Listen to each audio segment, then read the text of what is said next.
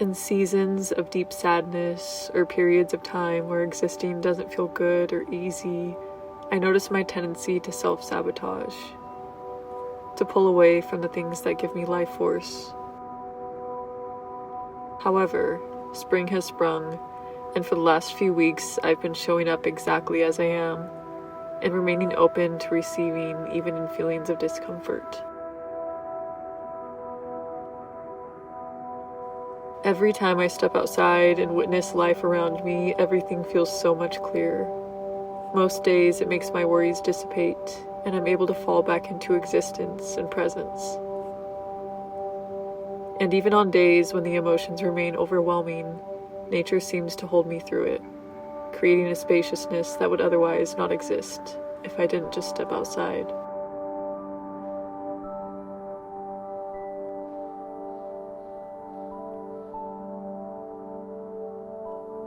Nature is truly the best medicine. Whether it's feeling the sun kiss your skin, sitting with a tree, watching small creatures go about their day, it will always bring clarity. I feel it whenever I step outside, whenever I sit still enough to witness life exploding around me. An ant crawling, a slug on its long journey, birds foraging and playing, the way sunlight catches through the trees. It takes me out of my mind and into that presence and natural way of life.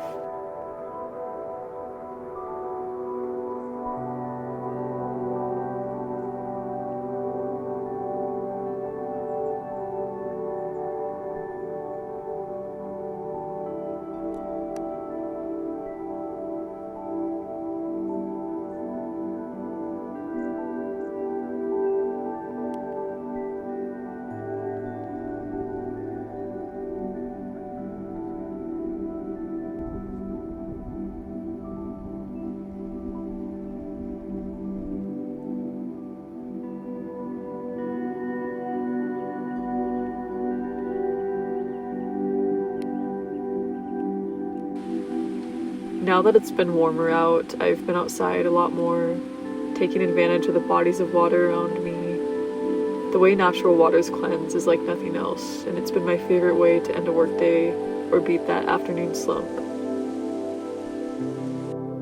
Something about summer makes me so inspired to film more B-roll on my camcorder, so I hope you enjoy these shots I've captured recently of all the life happening around me.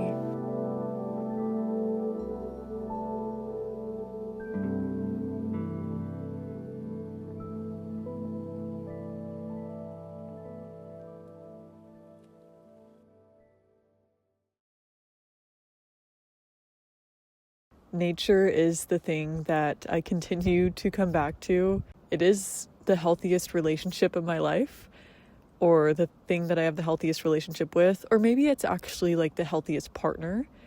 And then sometimes I get a little avoidant and take her for granted. Of course, as it gets warmer, my vitamin D levels get higher, I get happier, I'm outside more. I love the heat, so naturally I'm happier anyway, but nature really is the healer of all. It's what I return to time and time again when I'm stuck in an uncomfortable spot or uncomfortable emotions. It's the best therapy, the best medicine. We are the most ourselves in nature. It's so funny being a deep feeler because you feel the most deep wells of pain, and all the emotions just really take a hold of your whole being, and it's hard to come out of that or see it from an outside perspective, because even with the pain that I feel, I get to experience the most joy and the most euphoric feelings, and nature always brings that to me, and it's so easy to access. It's right here at our fingertips. Everywhere we look, there is a piece of nature begging for our attention and asking us to just sit still for a moment and watch. Even if you live in a city, there's bugs, there's trees, there's plants coming through the cracks in the cement. It's everywhere. as much as we try to cover it up, or society and the government tries to cover it up, it will prevail and it will fight its way back. And I think there's so much to learn, and so much that can be learned by just sitting still and watching nature unfold. It's just amazing. Every time I talk about nature, think about nature, I'm outside, it's hard to find the words because it's all just a feeling. That's our most natural state. And I've just been feeling so held by the earth lately. I just got some work done, and since I took my bike ride on Monday, I've just been craving to kind of end my days like that every day that I can. It was supposed to rain today. There are some clouds in the sky, but I might test my luck and ride my bike down again to the river. It just feels like a nice closure to the day. And also, after looking at a screen, since I work online mostly, it's nice to just be forced to be away from that, clear my eyes, see real things. So I'm probably going to do that again tonight. Any way that I can move my body outside has been really making me feel good lately.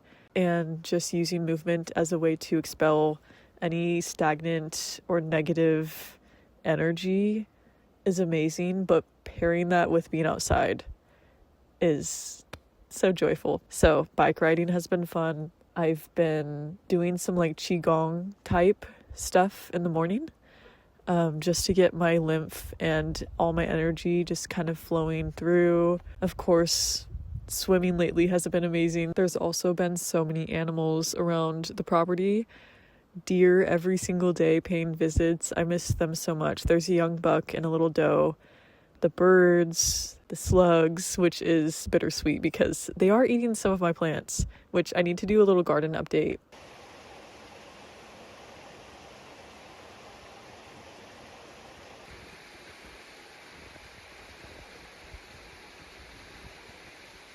Like, I am just so lucky to live where I do. I'm so grateful, always. It's insane. And especially riding my bike, it takes like 5 minutes to ride my bike here. The spot that I'm at, though, I kind of ate shit yesterday, or Monday, on this rock. There's like a little stream running through it, and I was swimming over there, wanted to lay on the hot rock in the sun, and I literally slipped. It could have gone so much worse. So I'm happy that I didn't really hurt myself that bad, but I was so wary coming down this time because it's quite slippery, but I made it unscathed. But it's just gorgeous. I had such a good day here on Monday, and I thought it was too cold to swim today, but now that I'm here, I kind of wish I brought my suit. It's way warmer down here. Regrets. There's these manzanita bushes right next to me, birds all around. Like, look at that. Look at that. How is this real? But yeah, it's quite warm, so I'm gonna take this sweater off and get some sun. Look at the flowers. They smell so good. These are the ones I was gonna use for perfume, but I used star jasmine instead. I'm just so happy to be here and be alive, and to feel the sun on my skin. Always grateful. I've been receiving so many blessings from the universe lately. It just feels like my hard work is starting to pay off in lots of different parts of my life right now. And isn't it so weird when you're just like dreaming and journaling about the goals that you have or the life you want to live, and then you actually start to live it because you're constantly reminding yourself of what you want from life, and you're manifesting that into your reality, and then you start to live it, and it just feels crazy.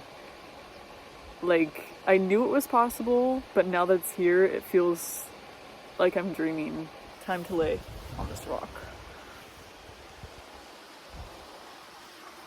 Look what I just found in the river.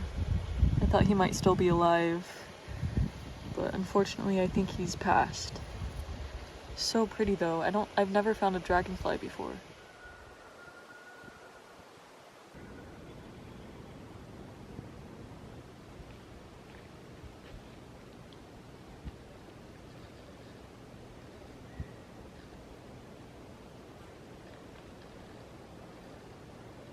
So I wanted to give a quick garden update because I haven't shown my garden since I planted my seeds, or since the sprouts were really small. The update is mediocre.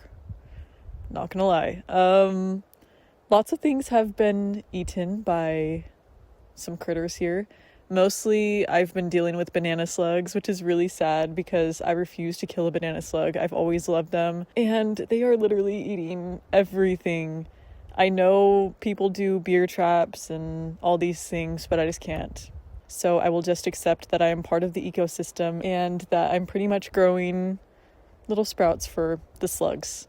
They haven't got all of them, but they have got a lot. Unfortunately, they took my entire logwood bed. That's honestly probably my fault though, because they're pretty, they're not rotted, but they're not the best. So there's probably bugs in there already. There has been so many banana slugs in there, and roly-polies and ants. So yeah, that bed's pretty much gone. I think I'm just gonna buy some flowers from a nursery and just fill those with already grown flowers, because the sprouts just aren't gonna work in there. It's really sad, but I'm learning as I go, and I can take all this knowledge with me into the next garden season. I was a little bit sad at first when I first started seeing my sprouts get eaten, but now I've just accepted it. And I do have some things growing. So I have my radishes, and I didn't plant the seeds quite deep enough, so some of them didn't grow, but I did get a couple. I ate a couple the other day and they were so good. They were very tiny though, but they were yummy, and I still have more growing. So I think I'm gonna let them sit a little bit longer because they aren't bitter yet, and I think they can get a little bit bigger. So I told myself as long as I get one thing that I'm able to eat from the garden, then I'm happy, and I did. I do have a tomato growing, my first tomato, which is so exciting, but I did cheat a little bit because I bought that plant from a nursery. I didn't grow it myself, and it was pretty well established already, but I'm so excited. I hope no one eats my tomato. I surrounded her with marigolds and nasturtiums, so hopefully she's safe. I barricaded her in. My herbs are looking a little sad. I might have planted them too early and now they're just kind of meh. But I think I might just drop $40 on some more plants at the nursery just to fill up the beds a little bit, because it does look quite bare and eaten. I did plant basil seeds the other day and I thought I saw them popping up, but they're gone. So those were probably eaten too, unfortunately. I did plant a few seeds inside before the last frost, and only one of them popped up, and it was a cherry tomato one. And she's doing okay. I mean, she's getting her little furry stalk, but I'm not sure if she's too small to really produce this year. Also, another pest that I've been kind of dealing with is ants. If you know any ways to prevent or fix this, please let me know, because I did cinnamon around the perimeter and it deters them, but it doesn't get rid of them. And then you just water them and it goes away. So if you have any tips for ants in garden beds, please let me know, because they are taking over. Little garden update. She looks a little sad, but I spend all the time that I can out here. I eat all my meals here. I drink my coffee. So it's made me happy this season regardless.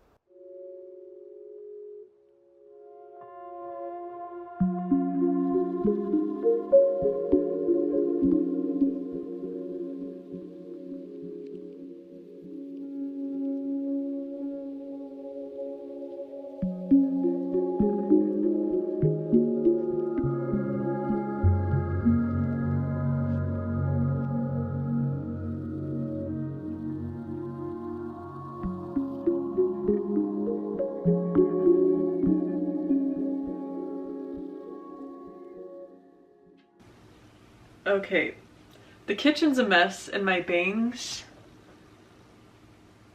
I don't like that. I don't like that. Oh no.